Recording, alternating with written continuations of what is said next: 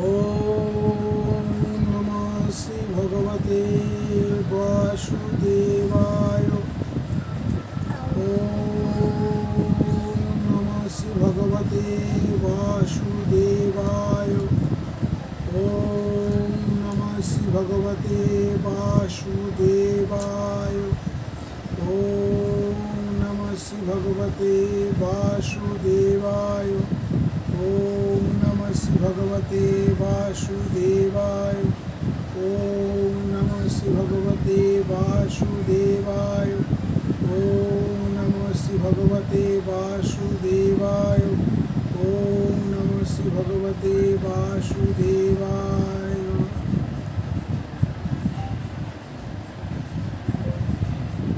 हे कृष्ण करुणा सिंधु दीनबंधु जगतपते गोपेश्वर गोपिका Kanto Radha Kanto नमस्ते। ओम जय श्री कृष्ण चैतन्य प्रभु नित्यानंद श्री अद्वैत गदाधर शिवासदि गौर भक्तवृंद। हरे कृष्ण कृष्ण कृष्ण हरे हरे, हरे राम राम राम हरे हरे।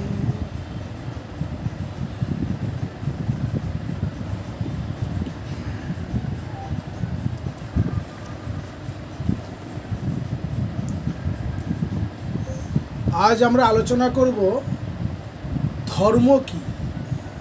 কি আলোচনা করব? ধর্ম কি। তুমি কি জানো ধর্ম কি? ঠিক আছে, বসো, হাত জোর করো, হাত জোর করে বলো ওম নমঃ শ্রী ভগবতে বাসুদেবায়। ওম নমঃ শ্রী ভগবতে বাসুদেবায়। ওম নমঃ শ্রী ভগবতে বাসুদেবায়। আগে ধর্ম জানতে হবে, ধর্ম কি। ভগবান শ্রীকৃষ্ণ গীতাতে বলছেন, অর্জুনকে বলছেন, সর্বধর্মান পরিত্যাজ্য মামেকং শরণং ব্রজ। অর্থাৎ সকল ধর্মীয় অনুষ্ঠান পরিত্যাগ করে, সকল ধর্মীয় অনুষ্ঠান পরিত্যাগ করে একমাত্র আমার শরণাগত হও। অর্থাৎ একমাত্র ঈশ্বরের প্রতি পূর্ণ সমর্পণই ধর্মের মূল তত্ত্ব। সেই প্রভুকে লাভ করার নির্ধারিত বিধির আচরণই ধর্ম আচরণ। তাহলে বোঝা গেল কি বলছে, যে সেই প্রভুকে লাভ করার নির্ধারিত বিধির আচরণই ধর্ম আচরণ। তুমি কোন সেই প্রভু? কোন প্রভু? সেই ভগবান শ্রীকৃষ্ণ, যিনি পরমাত্মা, আমাদের সকলের, যিনি এই সমস্ত বিশ্ব ব্রহ্মাণ্ড সৃষ্টিকর্তা, সবার মালিক যিনি, তিনি ভগবান শ্রীকৃষ্ণ। তাকে লাভ করার নির্ধারিত বিধির আচরণই হচ্ছে ধর্মাচরণ। তুমি কিভাবে ভগবান শ্রীকৃষ্ণকে লাভ করবে? এটা হচ্ছে ভক্তি পথের কথা। জ্ঞান পথের কথা কি? জ্ঞান পথের কথা হচ্ছে তুমি সহম জ্ঞানে আমি সেই, আমি আত্মা, আমি নিত্য শুদ্ধ বুদ্ধ, যখন এরকম ভাববে এবং নিজে অনুভূতি করবে, অনুভব করবে যে তুমি সেই আত্মা, সেটা হচ্ছে জ্ঞান পথ। কিন্তু জ্ঞান পথ খুব কঠিন, তাই ভক্তি পথ খুব সহজ। তাই ভগবান শ্রীকৃষ্ণের বিগ্রহ নিত্য পুজো অর্চনা, বেদ মন্ত্র পাঠ এবং ঠিক মতো ভগবান শ্রীকৃষ্ণের কথা যথাযথভাবে পালন করাই হচ্ছে ধর্মাচরণ। তাই ভগবান শ্রীকৃষ্ণ বলছেন 18 অধ্যায়ে 66 নম্বর শ্লোকে বলছেন, সকল ধর্মীয় অনুষ্ঠান পরিত্যাগ করে একমাত্র আমার শরণাগত হও। অর্থাৎ একমাত্র ঈশ্বরের প্রতি পূর্ণ সমর্পণই ধর্মের মূল তত্ত্ব। সর্বধর্মান পরিত্যাজ্য মামেকং শরণং ব্রজ। বোঝা গেল?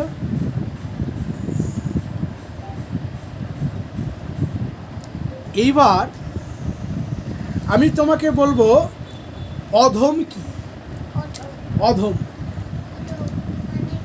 যারা শাস্ত্রবিধি ত্যাগ করে কল্পিত বিধি দ্বারা যজন অর্থাৎ যজ্ঞ করে, তারা কুরকর্মা, পাপচারী এবং মনুষ্যর মধ্যে অধম, অন্য কেউ অধম নয়। বুঝেছ?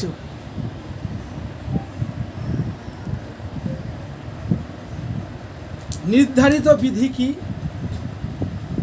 অমিত কাক্ষরং ব্রহ্ম বার্ঝ অন্তরাত্মনং শরণং ইয়া পূজ্যাতি তেজং দেহং স ইয়াতি পরমাম গতিম।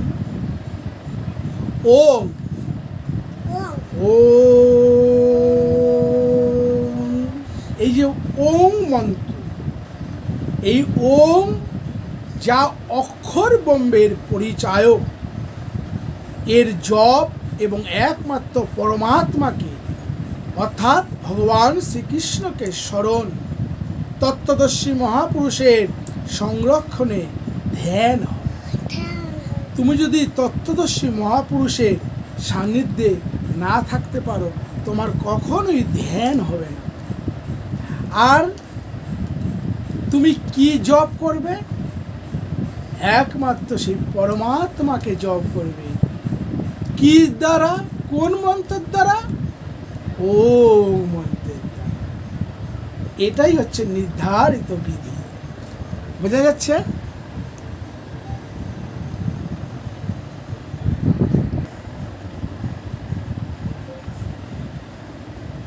আমরা দ্বিতীয় অধ্যায় শ্রীমদ্ ভগবদ গীতা দ্বিতীয় অধ্যায় 54 শ্লোকে অর্জুন ভগবানকে বলছেন, ভগবান সমাধিয়তে চিত্তং যস্মিন স্বাত্মা এব সমাধি, অর্থাৎ যাতে চিত্তের সমাধান করা হয় সেই আত্মাই হলো সমাধি।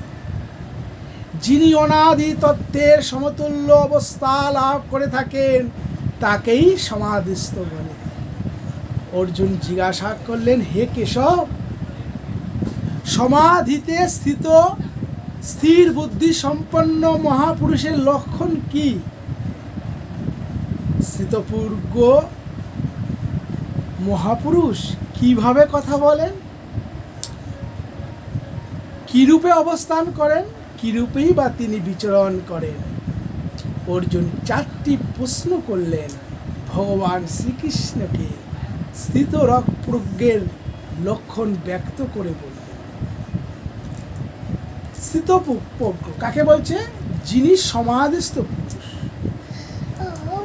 আমরা সাধনা করি, তো সাধনার স্তর রয়েছে, এক এক করে গুরুকে কেন্দ্র করে সেই এক একটা স্তর পার করতে হয়। সেই পারে সপ্তম ভূমিতে পার হলে পরে মানুষ সমাধিস্থতে বিলীন হয়। কিন্তু সেখান থেকে গুরুর আশীর্বাদে কেউ কেউ ফিরে আসে। যারা ফিরে আসেন তারা, তাদের লক্ষণ কি? তাদের স্থিতপ্রজ্ঞা বলা হচ্ছে। অর্জুন 4টি কি প্রশ্ন করেছিলেন আবার আমি পুনরুত্থান করছি, ঠিক আছে?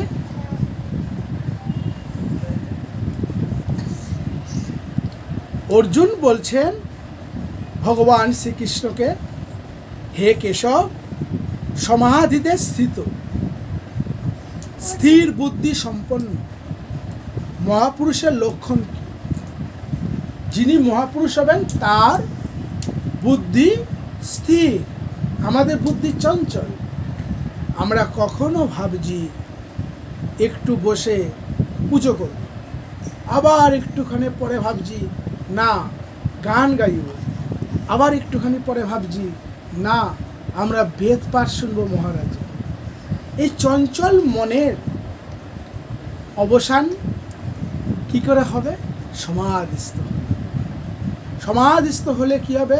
বুদ্ধি স্থির হবে যে আমার লক্ষ্য কি, বেদপাত কেন শুনতে হবে, জপ কেন করতে হবে, ধ্যান কেন করতে হবে। তাই অর্জুন মহারাজ প্রশ্ন করলেন ভগবান শ্রীকৃষ্ণকে। কাকে প্রশ্ন করা যায়? যিনি তত্ত্বদর্শী মহাপুরুষ। ভগবান শ্রীকৃষ্ণ শুধু তত্ত্বদর্শী মহাপুরুষ ছিলেন না, তিনি স্বয়ং পরমাত্মা, আদি অনাদি। তাকেই কোশ্চেন করেছেন। তারপর কি বলছেন? বলছেন স্থিতপ্রজ্ঞ পুরুষ কিভাবে কথা বলেন, কিরূপ অবস্থান করেন, কিরূপেই বা তিনি বিচরণ করেন। অর্জুন এই 4টি প্রশ্ন ভগবানকে রাখলেন। ভগবান শ্রীকৃষ্ণ 2য় অধ্যায় 55 নম্বর শ্লোকে তার উত্তর দিচ্ছেন। বলছে, পার্থ, যখন মানুষের সমস্ত মনোগত বাসনা সম্পূর্ণরূপে পরিত্যাগ করেন, তখন তিনি আত্মা দ্বারাই আত্মাতে সন্তুষ্ট হন ও তাকে তখন স্থির বুদ্ধিযুক্ত বলা হয়। কি বলল? যখন মানুষ সমস্ত মনোগত বাসনা সম্পূর্ণরূপে পরিত্যাগ করেন, তখন তিনি আত্মা দ্বারাই আত্মাতে সন্তুষ্ট হন ও তাকে তখন স্থির বুদ্ধিযুক্ত বলা হয়। কামনাগুলি ত্যাগ করলেই আত্মার দিগদর্শন হয়। এইরূপ আত্মরাম, আত্মতৃপ্ত মহাপুরুষকে স্থিতপ্রজ্ঞ বলা হয়।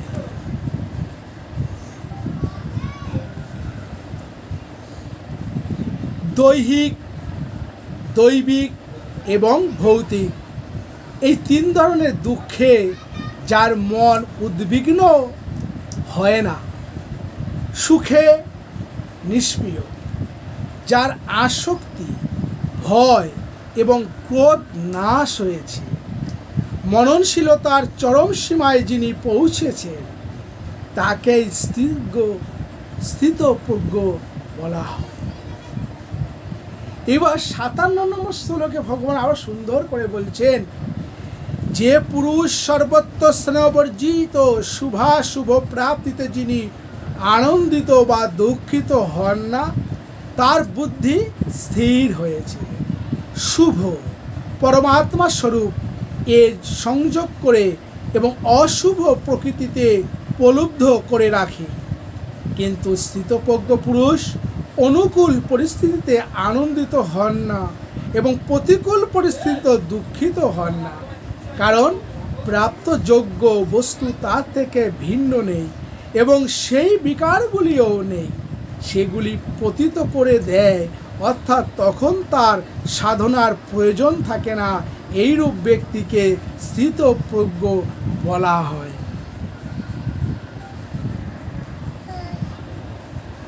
58 নম্বর শ্লোকে ভগবান বলছেন উদাহরণস্বরূপ, বলছে, যেমন কচ্ছপ নিজ অঙ্গসমূহ সংকুচিত করে, সেইরূপ এই পুরুষ যখন 4 দিক থেকে নিজ ইন্দ্রিয়সমূহকে প্রত্যাহার করেন, তখন তার বুদ্ধি স্থির হয়। বিপদের এবার কথা আসতে পারে যে বিপদের সম্মুখীন হলেও কচ্ছপ যেমন নিজের মাথা পা সংকুচিত করে, সেইরূপ যে পুরুষ বিষয়ে বিচরণশীল ইন্দ্রিয়গুলিকে বলপূর্বক বিষয় থেকে আকর্ষণ করে হৃদয় দেশে নিরুদ্ধ করেন, সেই কালে সেই পুরুষের বুদ্ধি স্থির হয়। কিন্তু এটা একটা দৃষ্টান্ত মাত্র। বিপদ দূর হলে কচ্ছপ নিজ অঙ্গসমূহ পুনরায় প্রসারিত করে।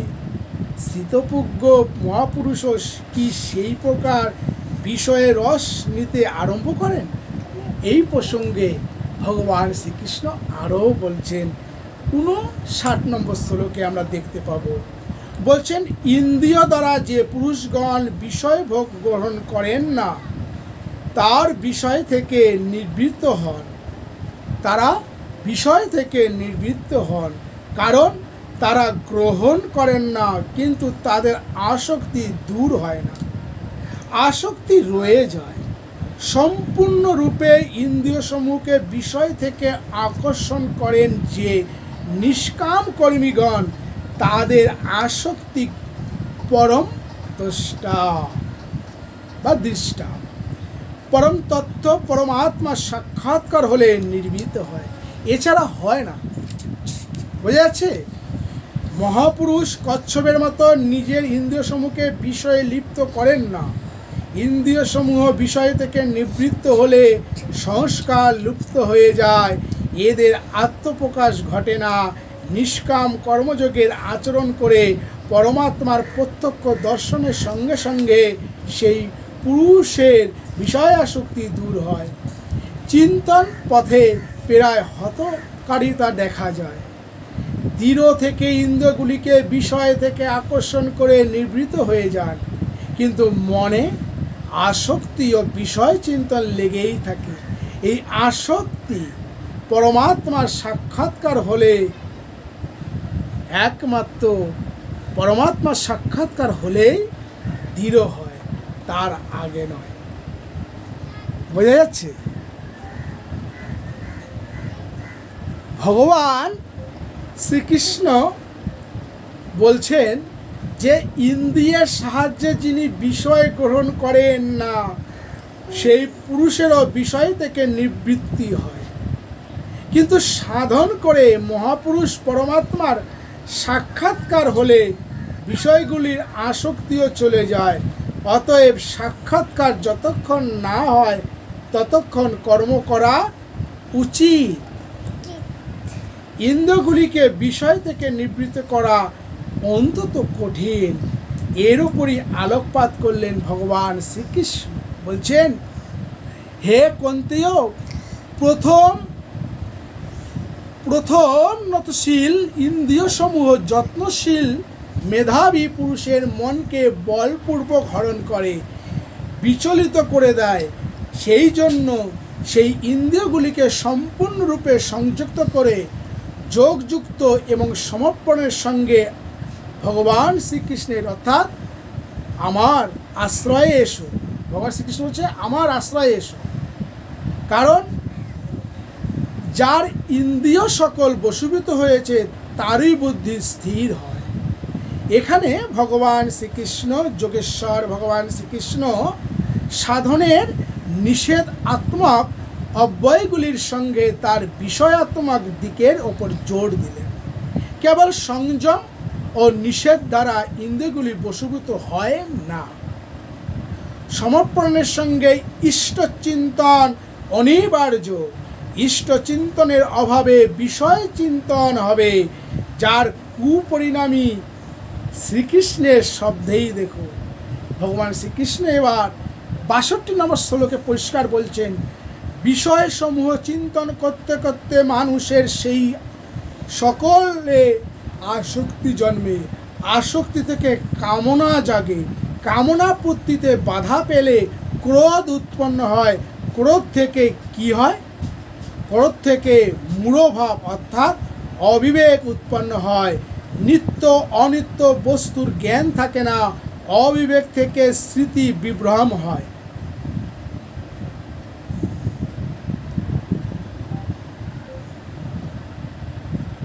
গীতা সমর্পণের সময় তিনি বলছেন কি করা উচিত, কি করা উচিত নয়, তার নির্ণয় করা।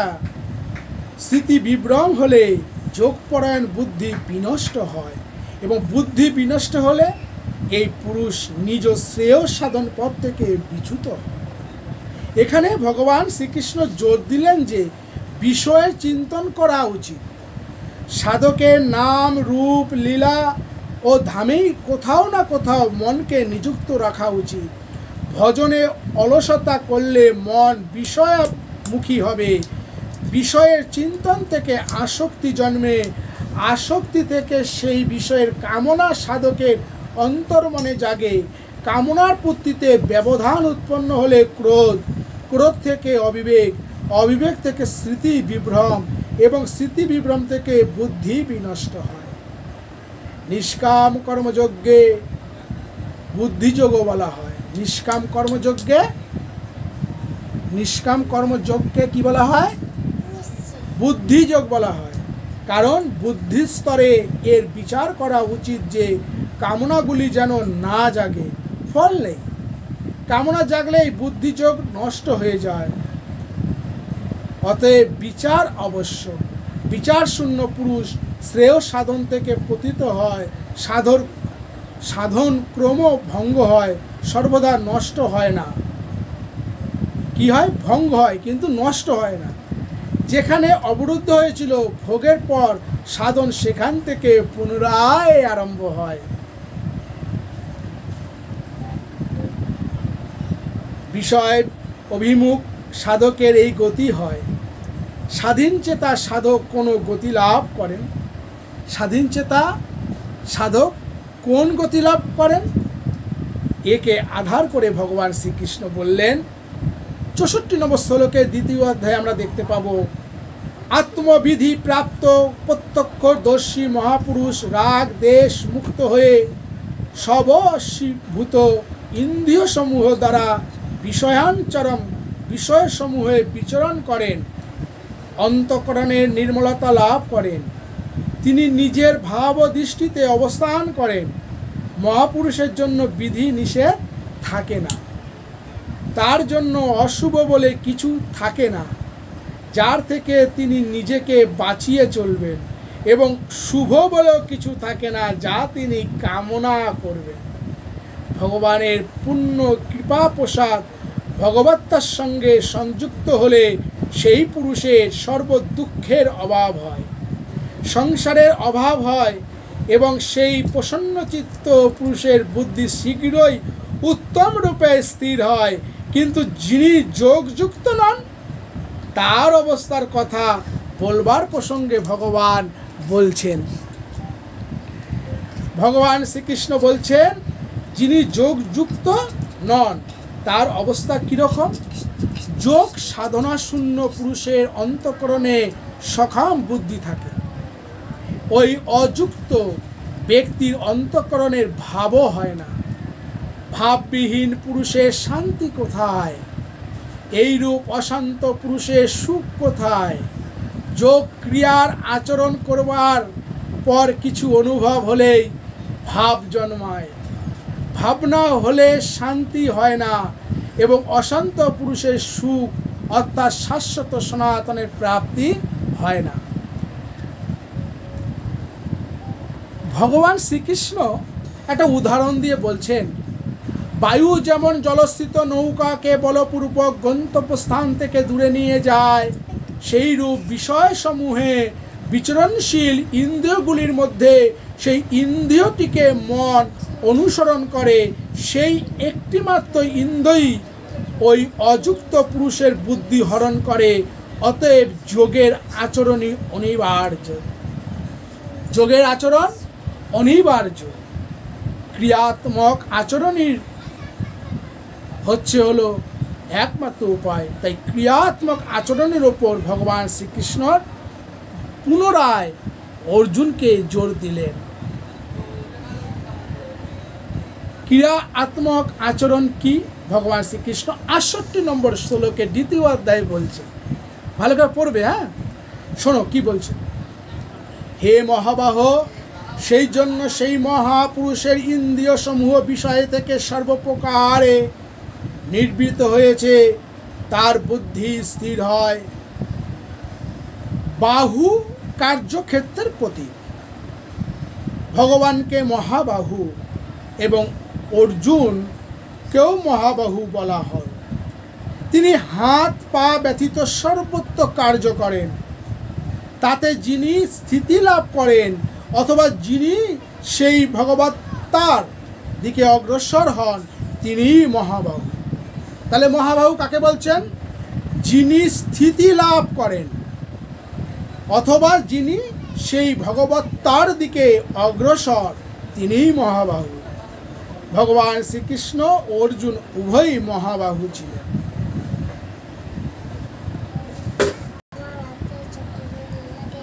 ভগবান শ্রীকৃষ্ণ বলছেন 69 নম্বর শ্লোকের 2য় অধ্যায়ে, সর্বভূতের পক্ষে পরমাত্মা রাত্রিস্বরূপ, কারণ তিনি দৃশ্যমান নন, বিচারের অধীন নন, তাই রাত্রিস্বরূপ।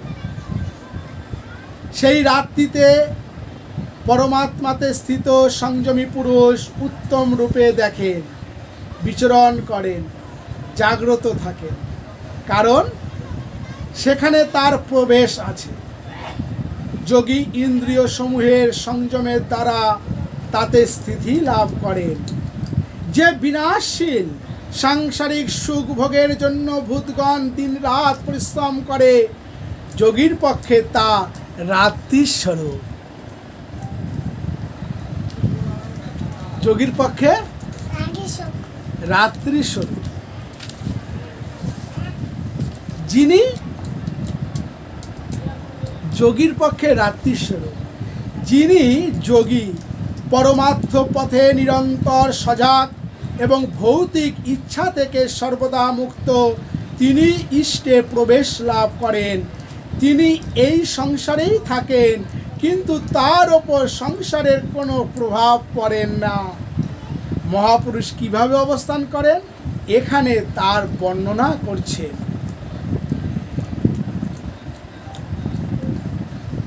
মহাপুরুষ কিভাবে অবস্থান করেন ভগবান বলছেন, যেমন পরিপূর্ণ অচল প্রতিষ্ঠিত সমুদ্রে নদীগুলো প্রচণ্ড বেগে প্রবেশ করে, তাতে নীল হয়ে আত্মরা হয়ে যায়, সেইরূপ পরমাত্মাতে স্থিতপ্রজ্ঞ পুরুষের মন ভোগগুলি থেকে বিকার উৎপন্ন না করে তার মধ্যে বিলীন হয়ে যায়। এইরূপ পুরুষ পরম শান্তি লাভ করেন। কিন্তু যিনি বিষয় কামনা করেন তার পক্ষে শান্তি লাভ অসম্ভব।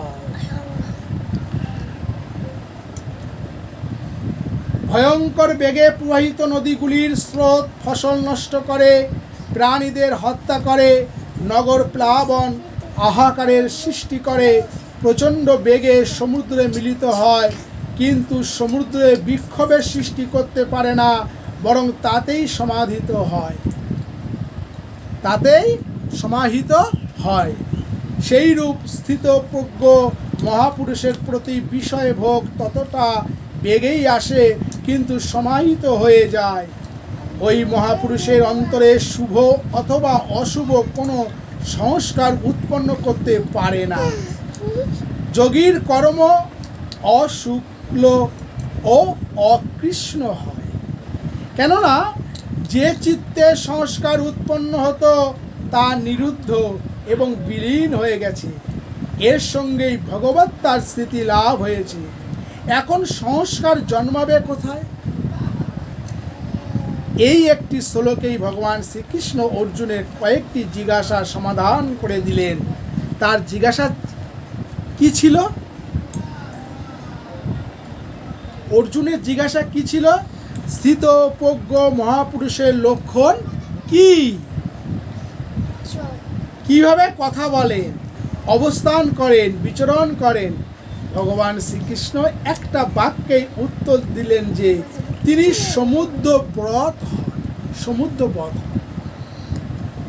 তার জন্য বিধি নিষেধ হয় না যে এইভাবে বসো, এইভাবে চলো। তিনি পরম শান্তি লাভ করেন, কারণ তিনি সংযমী। ভোগ আকাঙ্ক্ষী শান্তি পান না। এর উপর জোর দিয়ে ভগবান শ্রীকৃষ্ণ বলছেন, হে পার্থ, যে পুরুষ সমস্ত কামনা ত্যাগ করে ভগবান শ্রীকৃষ্ণ অর্থাৎ আমি ও আমার এই ভাব এবং অহংকার রহিত এবং স্পৃহা শূন্য হয়ে পর্যটন করেন, তিনি পরম শান্তি লাভ করেন, যার পর কিছু পাওয়ার বাকি থাকে না।